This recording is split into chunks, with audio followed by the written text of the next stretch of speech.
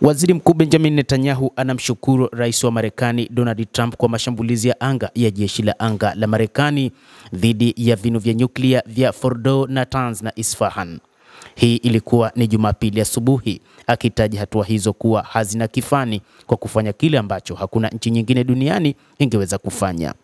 Waziri Mkuu Benjamin Netanyahu akimpongeza rais huyo wa Marekani Donald Trump baada ya kufanya mashambulizi katika maeneo ya nyuklia ya Iran.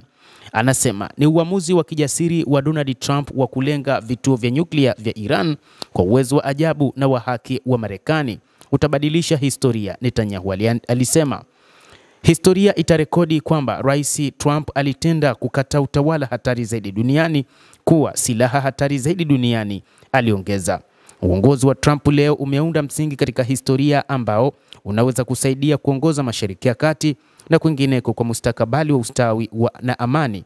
Netanyahu alitoa maoni yake. Trump na Netanyahu mara kwa mara husema maneno amani kupitia nguvu. Waziri mkuu aliongeza akifafanua kwamba kwanza inakuja nguvu kisha inakuja amani. Na usiku wa leo Rais Trump wa Marekani ametenda kwa nguvu nyingi. Ninawashukuru watu wa Israel, asanteni.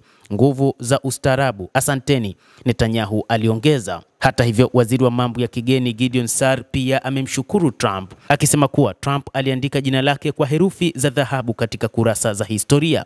Kwa uamuzi wake wa kijasiri wa kugonga vituo vya nyuklia vya Iran, amethibitisha kuwa anastahili jina la kiongozi wa ulimwengu huru.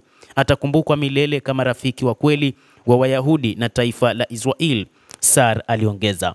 Mtazamaji wa The World News, hayo ndio tuliokuwa nayo kwa sasa. Ni shukran kwa viongozi wa Israel baada ya Marekani kufanya shambulizi katika vituo vya nyuklia vya Fordo, Natanz na Isfahan. Endelea kutufuatilia mtazamaji, tutaendelea kukujuza ni nini ambacho kinaendelea katika ulimwengu kupitia hapa The World News. Mimi ni Adam Hussein, endelea kuwa nasi wakati wote, endelea kutufuatilia, utayajua yanayojiri wakati huu.